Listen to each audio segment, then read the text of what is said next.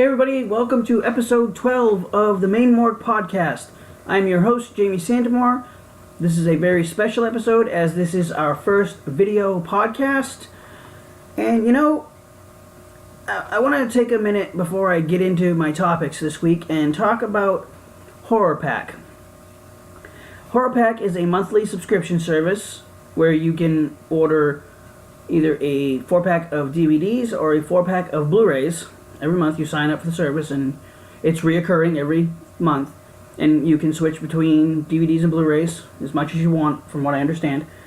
A Blu-ray 4-pack is $19.99 a month, and a Blu-ray pack is $24.95 a month. And what I'm going to do is I'm going to share with you. I already took them out of the box because I hate opening boxes on camera. I've tried to do a couple of unboxing videos before, and just fumbling with the box is a pain in the ass, and I hate doing it. So I already took them out of the box and took them out of the envelopes. So this is what I got in the August Horror Pack, which they were kind enough to send me to review and unbox here on the show. And any information you want on Horror Pack is available at horrorpack.com. Follow them on Twitter at Horror Pack, and you can find them on Facebook and like them. Facebook.com/Horror Pack. And before I reveal the DVDs from August box, I just want to say that it's an amazing service for people like me who love movies, who watch movies all the time. And I watch more than horror, I've said that a few times. But I love the fact that they send you 4 horror movies. And the cool thing about Horror Pack is you get movies that you would never really look for in a store. They usually send you 1 big name movie and then 3 indie movies or smaller budget movies. And those are the ones that I love to watch because those are the ones I enjoy making. I don't know what I'd do with a $100,000 budget or $1 million budget. I'd lose my fucking mind. But the titles I got in the first 3 months, the big name movie was The Grudge 1 through 3. And those were in the DVD. Yeah, DVD. And I thought that was cool. Now, I would never go out and buy the Grudge series. Not a big fan of it. Not a big fan of Supernatural and that kind of stuff. But I enjoy those movies after I watch the entire trilogy over a 3-night period. And they give you, like, really strange... Like, they sent us Funhouse one month, and I thought that was a great movie. What else did I get? Insidious 2. I think that was pretty cool. What was the name of the one I got? I want to say Outcast was the name of it, and it was about Nazi zombies. I thought that was really cool, and I'm not a huge fan of zombies, so that says something. I actually got into that movie. I've gotten Stephen King's Sleepwalkers on Blu-ray, which I thought was pretty cool. So you get a mix of name brand stuff, or franchise stuff, and newer things. Lower budget, not new things, but lower budget movies. So this is what I got in the August DVD pack. Orlok the Vampire, which I have never even heard of this, but it sounds interesting.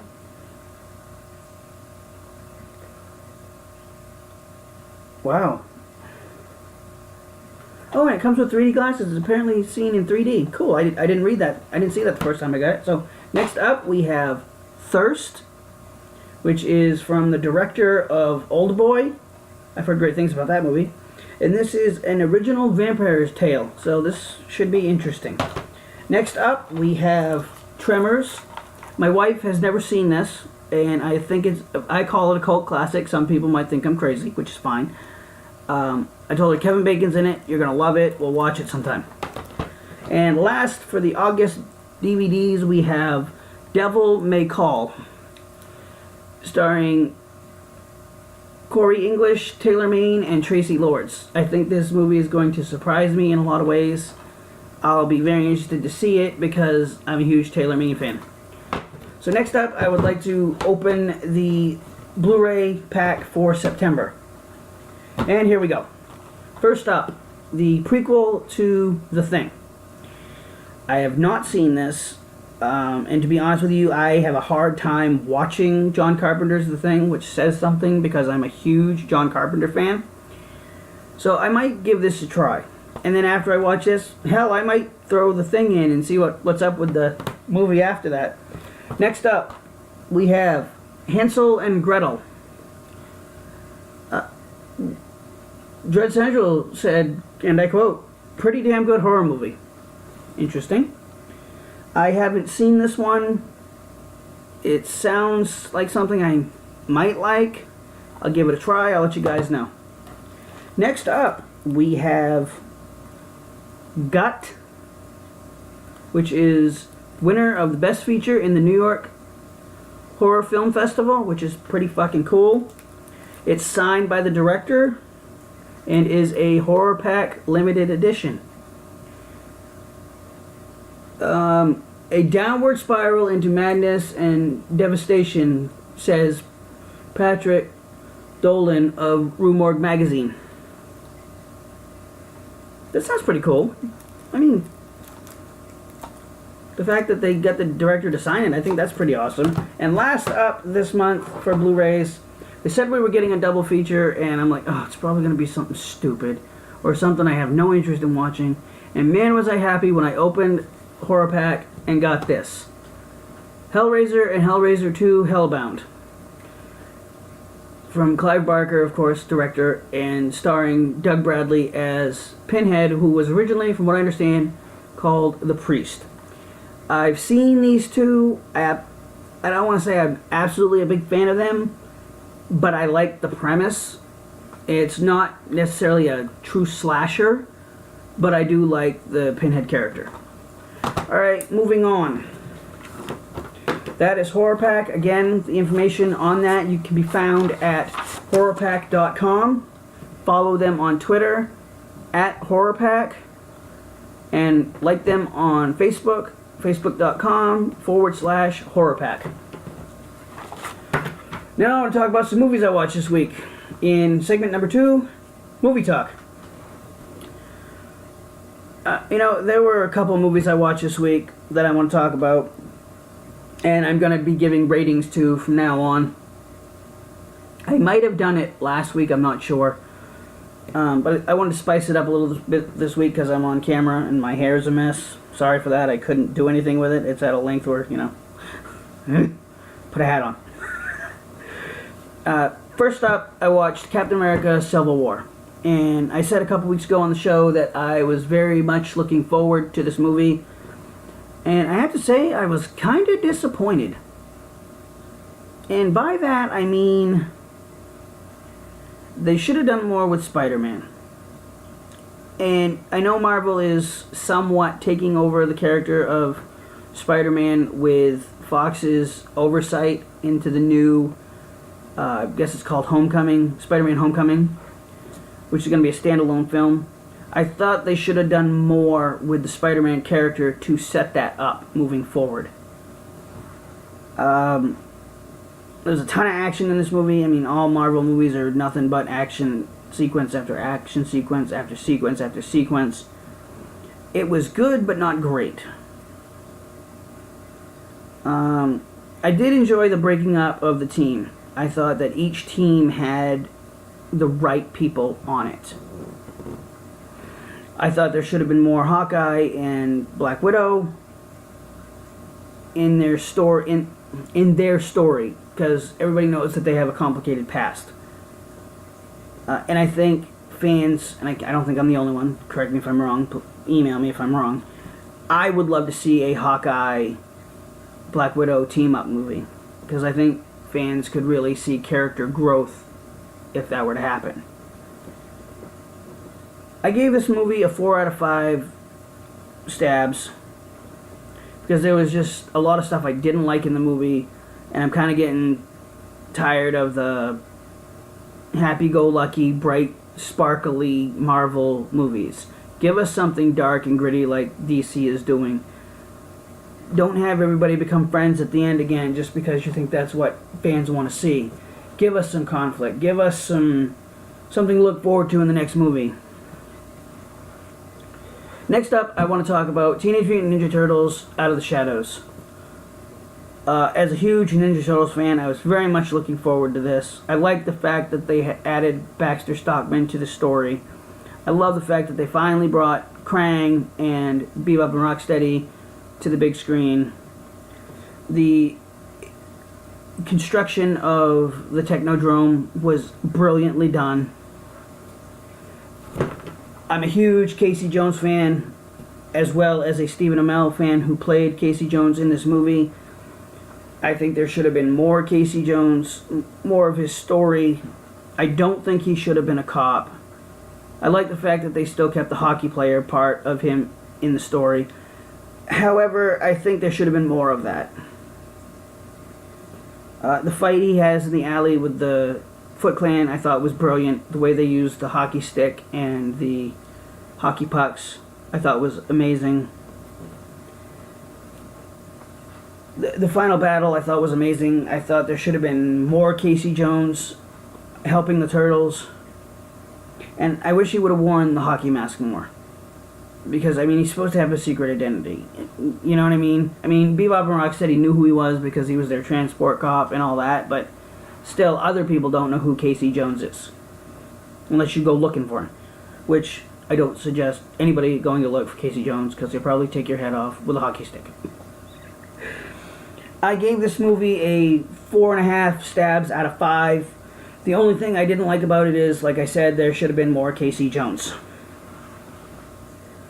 Lastly this week, I want to talk about the movie Shooter, starring Mark Wahlberg. This is one of my favorite action movies for many reasons. And they actually are bringing a TV show under the same title, using the same character, to the USA Network, I believe it is. It's starring Ryan Phillippe as Bob Lee Swagger, I believe is his name. Same character Mark Wahlberg played.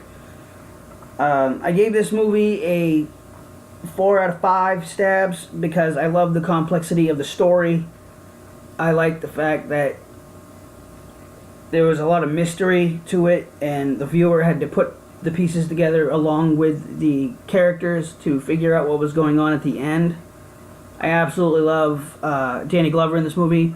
I love when Danny Glover plays a bad guy. I absolutely love it.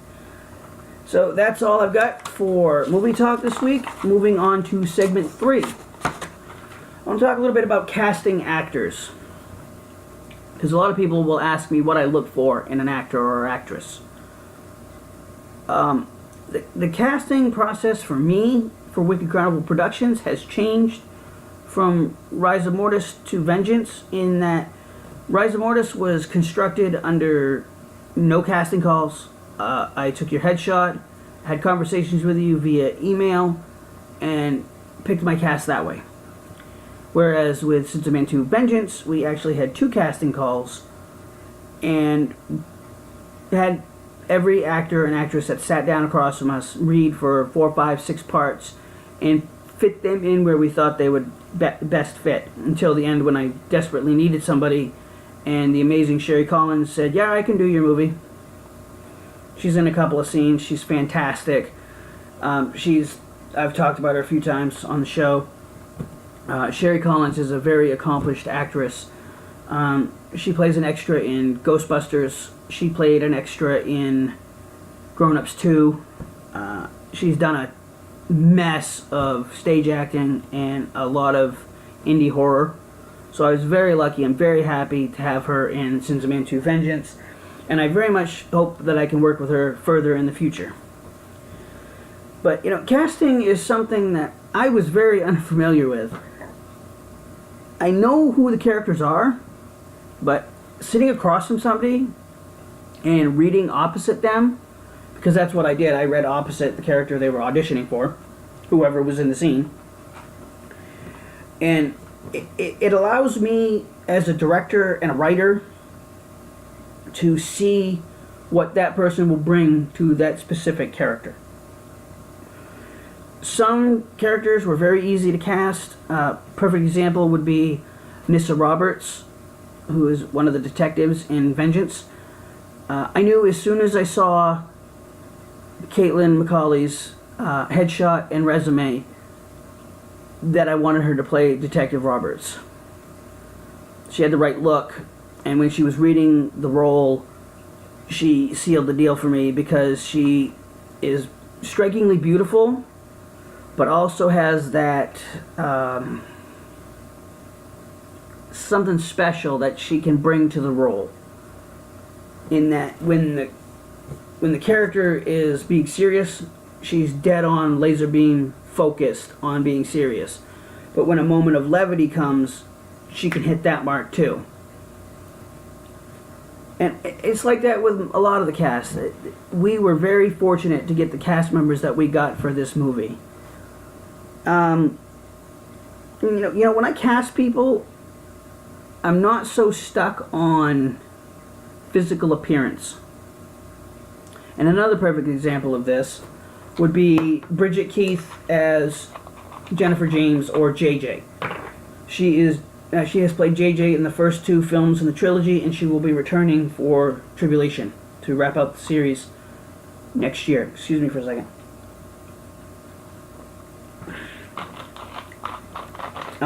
Bridget is not your typical, quote-unquote, final girl.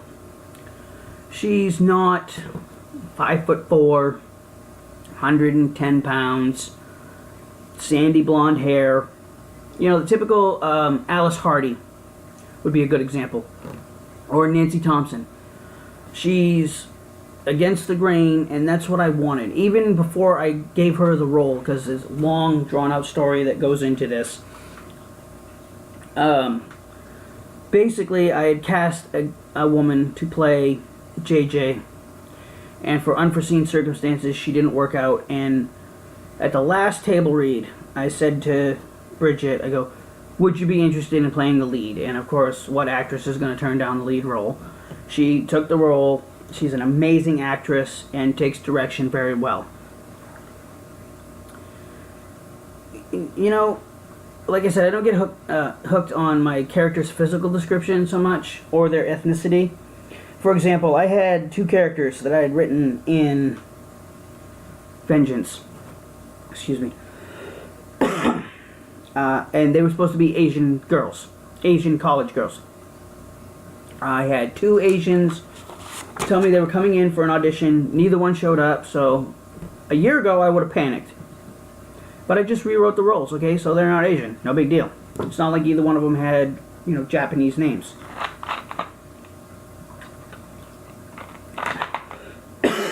Excuse me.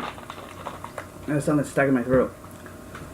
So, you know, casting for me is fun. It's exciting. Excuse me. Where was I? Oh, yeah. If I could give first-time filmmakers some sage advice,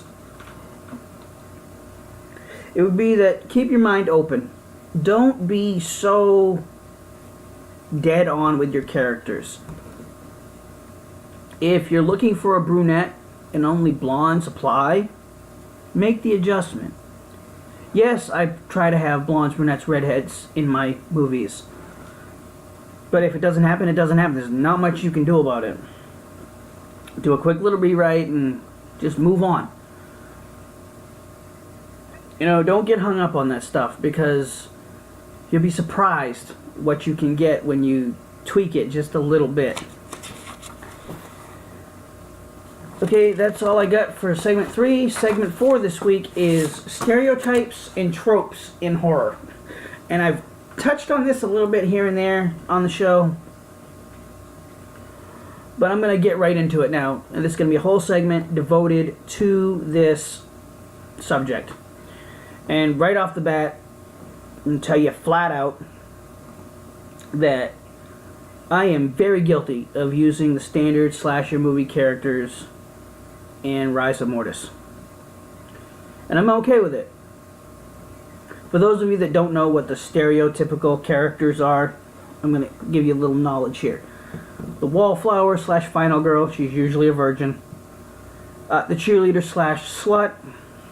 The jock, the cool guy, the nerd / stoner. And usually they have a quote-unquote token minority, which I haven't used in either one of my films and I probably wouldn't in that aspect. I wanted one of my detectives in in Vengeance, to be a black detective. But that didn't happen. And we ended up actually cutting the character completely because we couldn't find somebody to take the role. Excuse me.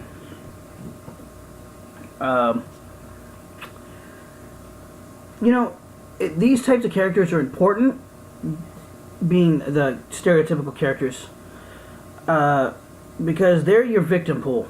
Those are the people that people are paying to see get slaughtered in various ways. I mean, with the exception of the Wallflower, because, I mean, she's the final girl. Nobody would ever expect that you're going to kill the final girl in the opening scene. Unless it's the sequel. And I use these tropes because I think back on what my dad used to say. If it ain't broke, don't fix it.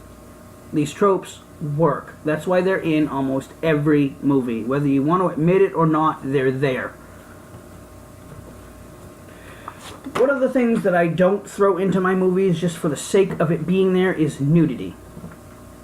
And I've wrote a blog about this on WickedCarnivalProductions.com, but I'm going to talk a little bit more about it here. I think nudity needs to be done in a practical way. Not a couple of horny teenagers running through the woods to go screw each other. And then the girl gets murdered naked, horribly disfigured, slash marks all over her tits, and no. Although I have written a scene like that and just never used it.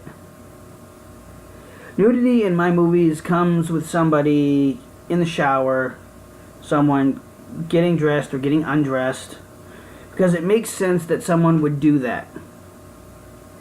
I mean, right? I mean, you get undressed to get it in the shower. I mean, I do. Since Man Rise of Mortis and Since Man 2 Vengeance, you'll also notice that there are no sex scenes. Because I don't think of those types of situations when I'm writing a horror movie. I don't know about you, but if I'm getting chased by a guy in a fucking black costume with a giant fucking knife, I'm not thinking about getting off. I'm thinking about surviving. People ask me all the time about sex scenes and nudity. And they say that that's what's missing from my movies. And I should do them just for the sake of doing them. Without it having anything to do with the plot. Now, I've always been told, if it doesn't move the plot of the movie forward, it doesn't need to be there. And I'll touch on this a little bit more later on in the show. But, if it doesn't make sense to the story, I'm not going to put it in there. Like I said, I'm not going to do it just for the sake of doing it, just for the sake of making the audience happy. I'm not going to put... God, I love Sean S. Cunningham. He's been very instrumental in my success. He is, of course, the director of the original Friday the 13th. And his formula is a kill or a fresh pair of tits every 7 minutes. I can't do that kind of movie because it's not how I write. And Victor Miller has gone on record as saying, he's the writer of Friday the 13th, has gone on record as saying, I put the TNA in there for me. To hell with the audience. I put it in there because I wanted it.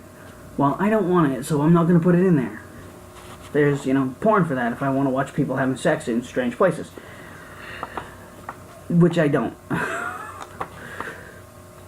I recently decided that I'm going to make the final Sins of Man movie in the trilogy, Tribulation. I want to make it the bloodiest movie of the series.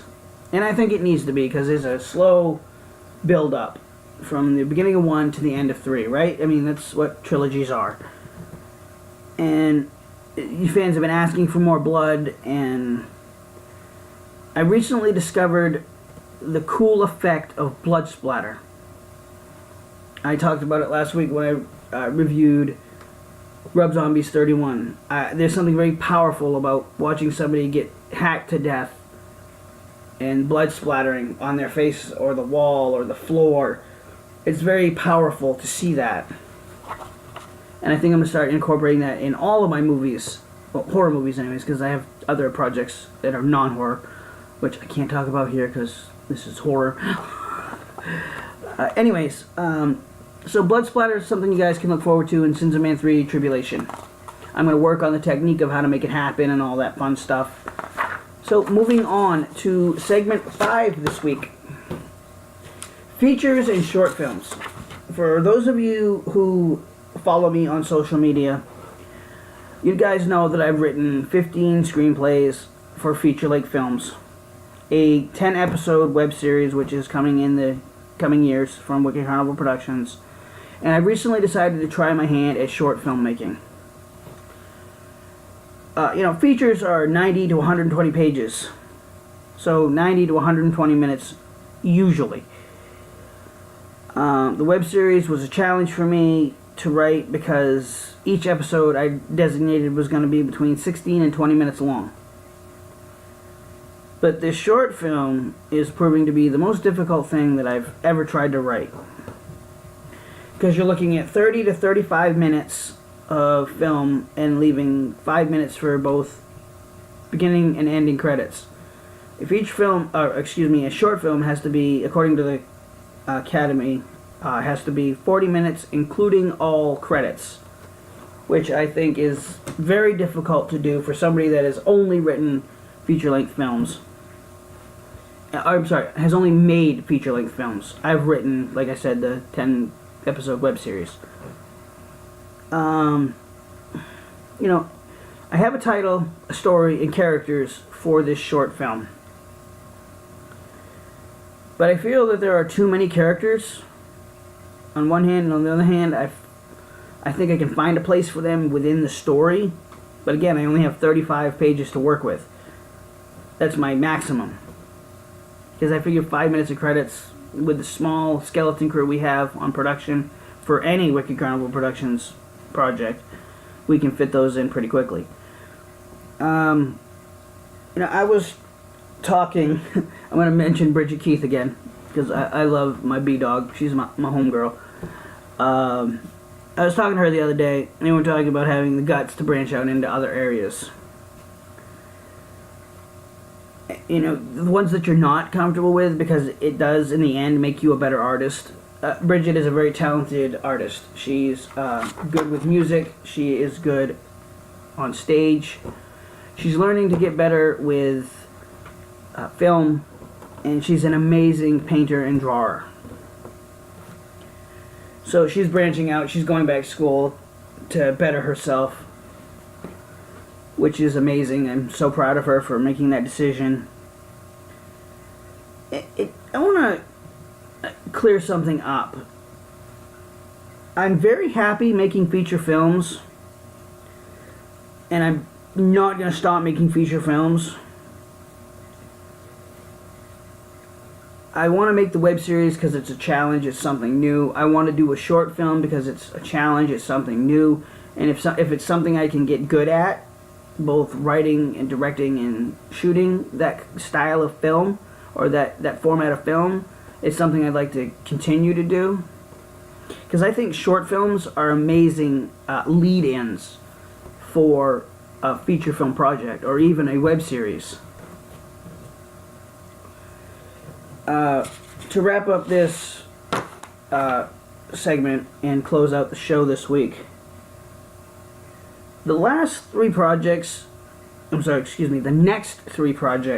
coming out from Wicked Carnival Productions they're already written, and they're good to go. Now I'm working on this sci-fi film that I'm trying to get off the ground, as well as another feature-length slasher film, the short film. I'm very busy these days. And I say I'm busy, and people often ask me, how can you be busy? You sit in your office all day.